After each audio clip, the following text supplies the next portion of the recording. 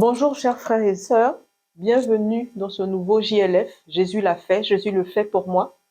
Nous sommes heureux d'accueillir à nouveau, parce elle nous avait déjà partagé un témoignage il y a quelque temps, à nouveau notre sœur Amy. Bonjour à toi et bienvenue. Hello, hello. Comment vas-tu, Amy? Ah, toujours bien, hein, toujours très très bien. Gloire à Jésus-Christ. Nous allons écouter un autre témoignage de toi. Et pour moi, c'est un témoignage qui m'a vraiment touchée. Et j'espère qu'il en sera de même pour tous ceux qui nous écoutent et qui fassent grâce à chacun de comprendre comment Jésus s'occupe de nous au quotidien. Yes. Je te laisse la parole. Bon, très bien, merci déjà. Alors la petite histoire et le témoignage surtout que je vais apporter aujourd'hui, c'est un témoignage qui concerne les finances. C'est un sujet qu'on aborde, oui et non, mais on est souvent très très paniqué quand on parle de finances. En tant que jeune, plus étudiante, mais jeune travailleuse, du coup, c'est toujours un peu difficile de faire confiance à Dieu sur les finances. C'est un point sur lequel souvent la panique ou l'angoisse reprend le dessus. Donc, je vais vous raconter ce que Dieu a pu faire dans mes finances et pourquoi pour moi ça a changé ma façon de voir les choses et ça m'a permis aussi de grandir avec Dieu. Donc on remonte quelques mois en arrière. Je travaillais dans un magasin de vêtements et ça faisait déjà 6 mois que je travaillais là-bas, donc je commençais vraiment à prendre mes marques, à prendre mes repères, à vraiment pouvoir être efficace dans mon travail. Et malgré tout, l'ambiance était quand même assez mauvaise dans l'équipe en général. Il y a eu des nouveaux directeurs, donc une nouvelle directrice surtout, qui voilà, avait une nouvelle façon de voir les choses et qui voulait un peu changer l'équipe du personnel actuel. Donc voilà, mon contrat arrivait bientôt à sa fin. J'étais un peu inquiète parce que je savais qu'elle était capable de mettre des gens dehors sans forcément les prévenir beaucoup à l'avance. Et malgré le fait que ça se passe mal, je savais que c'était ma seule source de revenus, donc ça allait être un peu compliqué par la suite. Mais voilà, j'ai fait une prière à Dieu et je lui ai clairement dit, voilà, ça se passe mal, moi je suis plus bien dans ce travail-là. Mais tu vois mes finances qui sont pas déjà folles d'habitude. Je te prie vraiment d'agir dans cette situation. Si tu veux que je reste dans ce travail-là, permets que je puisse rester, que le contrat puisse devenir un CDI, donc avec vraiment des garanties derrière. Et puis si c'est pas ta volonté, permets juste que ce contrat soit terminé d'une manière ou d'une autre, mais je veux plus avoir à démissionner comme je l'avais fait par le passé parce que c'est plein de problèmes et puis c'est pas forcément de stabilité financière derrière. Donc voilà, j'ai fait cette prière, ça devait être un vendredi. Et puis le jeudi d'après, on me convoque dans le bureau de la directrice du coup et elle m'annonce qu'en fait voilà, elle a d'autres projets pour l'entreprise et que elle ne me donnait pas mon CDI, qu'elle ne renouvelait pas mon CDD non plus. Donc je me retrouve du coup avec cette information que je n'aurai plus de travail 2 jours plus tard, donc c'était samedi. Et quelque part, je suis contente parce que je sais que psychologiquement, je ne pouvais plus supporter cette situation. Mais je sais aussi que derrière, il y a tout de suite de l'inquiétude qui commence à naître en moi parce que je sais que, voilà, on n'est même pas à la moitié du mois de janvier. Je ne serai pas rémunérée à un salaire complet, même s'il y a les indemnités de fin de contrat, ça fait pas tout. Et je sais que j'ai une facture à payer, que voilà, je suis une adulte, donc maintenant j'ai des choses à payer. Mais je me dis, voilà, j'ai prié, Dieu a répondu à ma prière. S'il a permis que ça se passe comme ça, il ne me laissera pas sans rien derrière et il fera en sorte que ça se passe bien. Donc, Tu décides donc de mettre toute ta confiance dans le Seigneur. C'est ça. Et tu t'attends à ce qu'il va faire pour toi. C'est ça. Par rapport aux finances. Vraiment. C'est vraiment y aller à l'aveugle et se dire, voilà, si tu as permis que ça se passe comme ça, c'est que tu as derrière aussi des plans pour moi. Et je te fais confiance. Donc, un mois passe. Malgré les candidatures que j'ai pu faire, j'ai pas eu d'offre d'emploi. J'ai eu pas mal de refus aussi. Je me dis, bon, c'est pas plus mal, ça me permet de me reposer. J'ai pas eu de vacances depuis longtemps, donc en soi, je profite. Mais clairement, la conscience que les factures vont arriver, la conscience que je n'ai toujours pas de travail, que je dois payer mon loyer, que j'ai des choses, en fait, j'ai des choses à payer tous les jours, la nourriture, mes frais de transport parce que je suis en transport en commun dans Orléans. Donc voilà, tout ça, mis bout à bout, commence à me faire vraiment douter. Puis je me pose des questions, mais je vais faire comment? Parce que j'en ai pas forcément parlé autour de moi, mais je faisais vraiment confiance à Dieu dans le sens où je me suis dit, je veux pas encore en arriver à cette situation-là de devoir demander. Je veux vraiment que tu puisses venir abonder et pour voir, je te fais confiance. donc agis. Donc quelque part, j'étais toujours en lutte avec moi-même entre avoir confiance en Dieu et puis le petit lest que je lâchais pas totalement et puis que je voulais contrôler à 100%, mais que je ne pouvais malheureusement pas.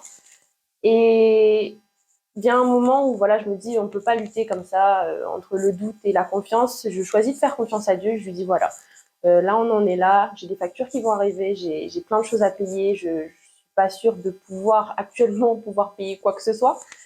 Mais je te fais confiance et je sais que tu vas agir. Donc juste fais ta volonté et fais ce que tu sais faire. Donc voilà, à partir de là, je suis en paix. Vraiment, malgré tout, malgré le quotidien, malgré les factures qui vont bientôt arriver, je me dis, il va agir, il pourvoira. Et je reçois un mail, peut-être 2 jours avant que mes premières factures arrivent. Et ce mail me dit qu'en fait, j'ai le droit à une prime parce que j'ai travaillé dans une entreprise de vêtements assez connue.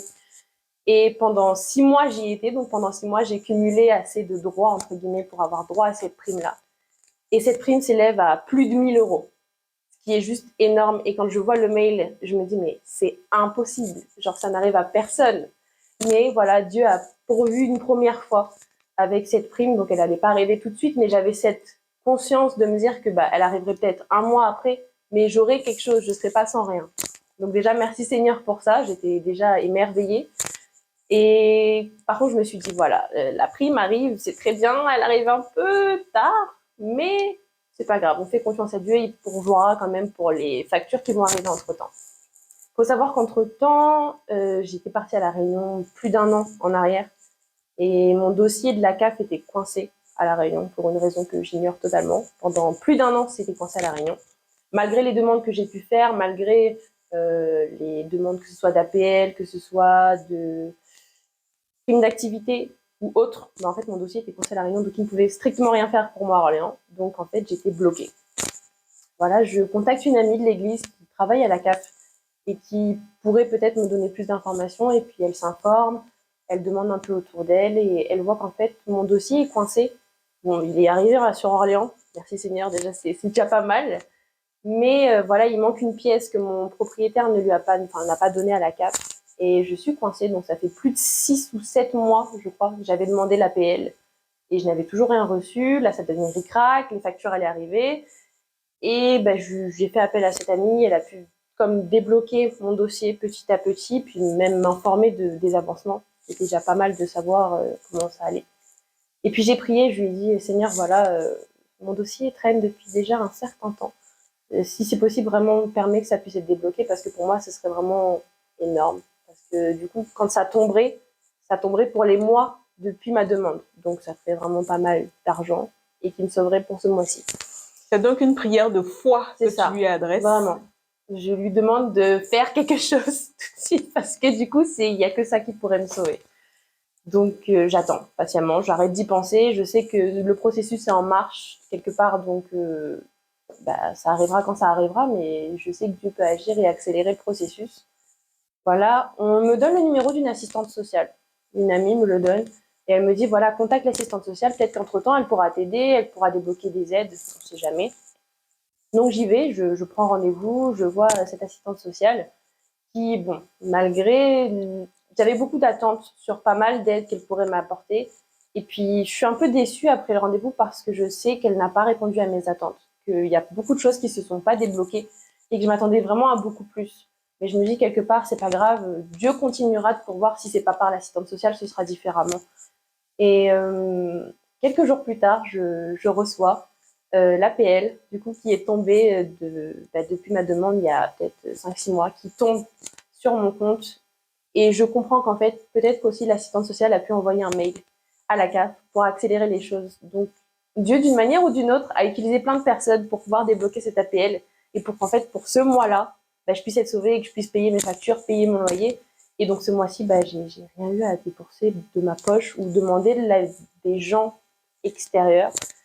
Et Dieu a pourvu, tout simplement. Il est venu me donner 2 aides par différentes personnes. Il a fait en sorte que voilà, je puisse m'en sortir financièrement. Et à la fin de ce mois-ci, je me suis vraiment dit, mais Dieu, tu es grand. Tu es grand, tu fais vraiment merveilleusement bien ce que tu fais. Et vraiment, je suis heureuse d'avoir pu mettre ma confiance en lui et ça m'a vraiment confortée dans le fait de pouvoir le faire dans la vie de tous les jours. Parce que je me dis que voilà, peu importe les inquiétudes qu'on pourrait avoir, peu importe les circonstances qu'on pourrait avoir, la perte d'un emploi ou le changement de mode de vie. On ne sait pas vraiment ce que les gens rencontrent comme problème. Mais peu importe ce que tu traverses, Dieu peut agir et Dieu veut agir dans ta situation. Il suffit juste que tu lui fasses confiance. Que ce soit dans les finances, que ce soit dans la vraie vie, enfin, dans la vie professionnelle, personnelle. Il est là. Il est là, il nous soutient. Et tout simplement, il attend qu'on lui laisse la place de gérer notre vie et qu'on lui fasse confiance pleinement. Amen. Merci pour ce témoignage touchant qui fortifie, qui encourage. Merci aussi pour Jésus-Christ, pour qui il est pour nous, vraiment pour Dieu notre Père qui prend soin de nous au quotidien. Et on peut le voir dans les grandes choses comme dans les petites. C'est ça. Et je voudrais savoir si tu as un mot d'encouragement ou un verset que tu pourrais partager, qui t'a fortifié durant cette période, que tu pourrais partager aux frères et aux sœurs. Avec plaisir. Du coup, on va aller dans la Bible. J'ai 3 petits versets qui m'ont vraiment aidé à tenir bon et à me rappeler qu'en fait, Dieu était au contrôle de toutes choses. Le premier se trouve dans les psaumes, au chapitre 23, au verset 1. C'est un verset qu'on connaît tous, mais dans la difficulté encore plus, il prend toute sa vérité. L'Éternel est mon berger, je ne manquerai de rien.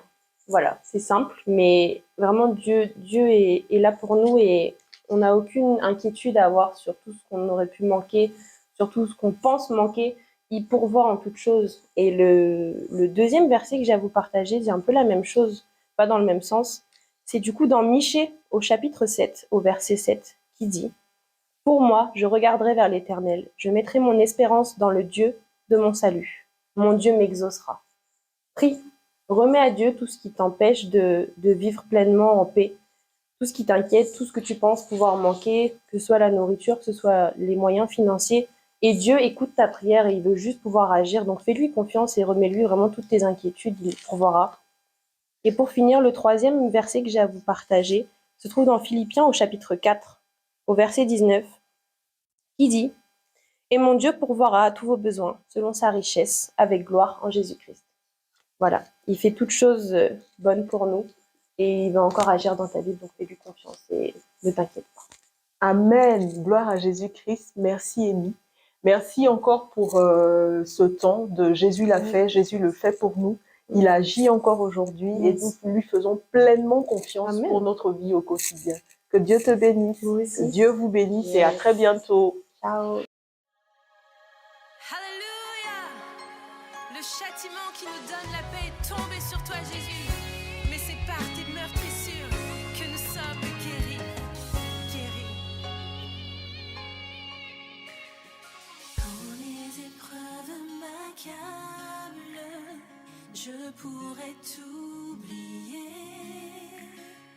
Mais je choisis de prier. Quand les